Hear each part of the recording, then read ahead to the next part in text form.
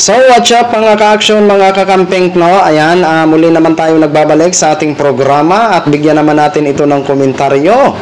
Ang latest update dito kay Philip Salvador. Okay, alam naman po natin na ang Liberal Party kahapon ay nag-nominate na sila sa mga tatakbo sa 2025 elections, midterm elections mga ka-action. So ito naman, ang mga PDP laban na wala ng kalaban-laban. Okay? So ito nga po, nanomini na po talaga ito. Final na nanomini na ito si Philip Salvador sa ng PDP, mga ka-action, mga kakampeng. Okay, ito po, pakinggan nyo po itong kanyang short na mensahe bago po tayo magtuloy-tuloy.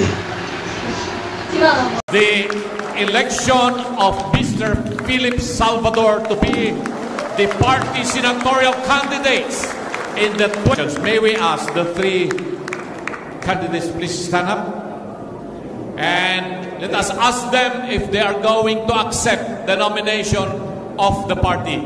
Mr. Philip Salvador.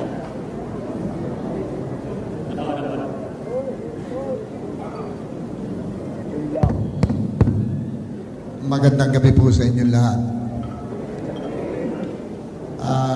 Simple lamang po yung sa akin. Araw-araw marami akong batikos na tinatanggap, pero okay lang po sa akin yan. Alam niyo kung bakit? Kasi alam ko, nandyan lahat ng PDP para sumuporta. Kung ako po'y matatakot doon sa mga pagbabatikos nila, hindi ako PDP. Ako po'y PDP, mamamatay na PDP, tinatanggap ko po ang aking nominasyon. Maraming salamat po sa buhay ng bawat PDP. Mabuhay po kayo.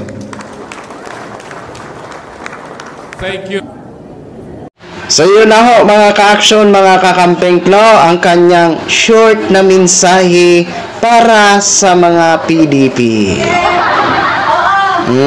Ayun ha. Mamamatay siya sa PDP laban. Araw-araw daw siyang binabatikos, pero okay lang daw sa kanya. Hindi daw siya natatakot dahil daw siya ay PDP. At mamamatay siya sa PDP laban. Yun lang ang naging mensahe niya sa kanyang mga taga-PDP laban. Ayan na, napaka-short ng kanyang mensahe dahil wala naman talaga siyang masasabi pa. Yun lang, ang pangako niya, mamamatay daw siya sa PDP laban. Okay? At ang pinasalamatan niya lang, ang mga taga-PDP laban. Sa bagay, yan lang naman talaga ang buboto siguro sa'yo. Yung ilan na mga supporters din ng mga DDS. Okay, so ito po, magbasa po tayo ng ilang komento. Mag-a-attach po sa screen mga ka-action, mga kakamping ha. Ayan. Mag-a-attach po sa screen mga ka-action ang ating babasahin. Okay, wait lang. Hinahanap ko lang ang ano natin.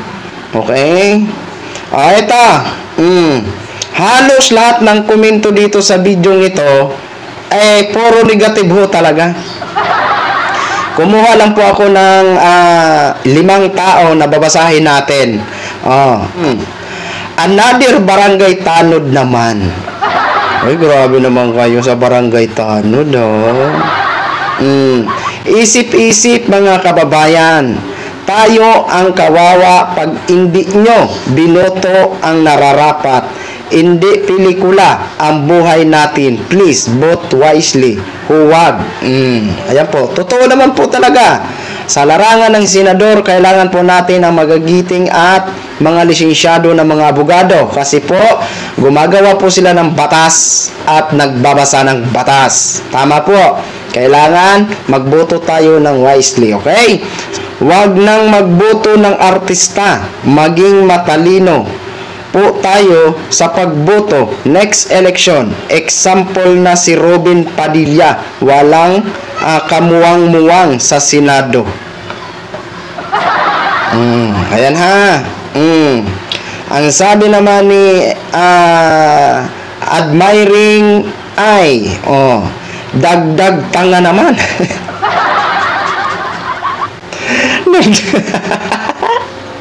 Dagdag tanga naman daw. Grabe man ko makapag-comment. Ay. Ayan, mga laos na artista, ginagawang hanap buhay ang politika.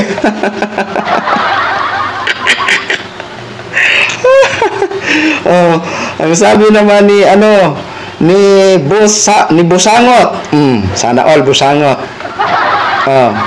Nako, dagdag sa mga pulpul. Ayun, sa Senado, kung sakali di nga makasustento kay Josh, ayan, makatulong pa kaya sa taong bayan? Hay, ano parte ng mga artista? Sabi naman ni Trayani Bilen, Diyos ko, tama ng artista, wala kwenta. Ayan, matatawa lang ako dito sa mga comment ng mga netizen. Okay, yun, dapat mo talaga tanggapin ang pambabatikos sa'yo. Hindi ka pa nga tumatakbo, binabatikos ka na. Pag halimbawa kung mabigyan ka ng pagkakataon na manalo, grabing aabutin mo ng mga batikos. Alam kasi ng taong bayan na ang pagbabatikos ay pinapagising lang ang mga tulog na mga butante. Diba? Dapat sa ngayon matuto po tayo. Hindi basta-basta na mag-elect tayo ng isang opisyal kung wala naman itong karanasan at lalong hindi naman siya wala naman siyang kapasidad na alam naman natin na wala po talaga siyang kakayahan sa nasabing posisyon. Kasi alam naman po natin, ang kailangan po natin mga abogado dyan. Diba? Kahit hindi abogado, basta nakapagtapos ng kanilang pag-aaral at lalo na ma-experience sa larangan ng ganyang klaseng trabaho. Like, Kiko Pangilinan. Diba? Dati po yan senador. May anomalya ba? Wala. Diba? Kaya dito sana, na po tayo. Gumising na ang mga tulog na mga butante. Bumoto ng tama kung kinakailangan natin, kung pangarap natin na maging maganda ang ating bansa. Sa pamamagitan ng mga taong bayan, kung paano pumili ng kung paano pumili ng isang politiko para iluklok sa kanilang pinapangarap na posisyon bilang isang public servant. Diba? So, yun lang po, mga ka-action ang makukomment ko. Kayo ba? Ano ba ang masasabi nyo dito sa statement na binitawan, na napaka-short na kanyang binitawan? Ano ba ang masasabi nyo? Ayan, kayo na lang po ang humusga. Okay? Maraming salamat po sa ating mga viewers, Luzon, Visayas at Mindanao all over the world. Ako po, ang inyong lingkod, si The Action Man. Have a good day, everyone.